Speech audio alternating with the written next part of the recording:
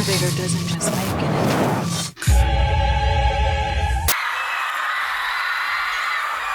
His very presence announces a new era. Show me your fear! You don't interview him, you encounter him. When you do the work, you know your value. And the message remains the same. Honor your name. So I got a question for you. How can you know that lyric and not know what you want? Fear being average. If we're not executing, why are we here? Guard your purpose. Why do we train so hard?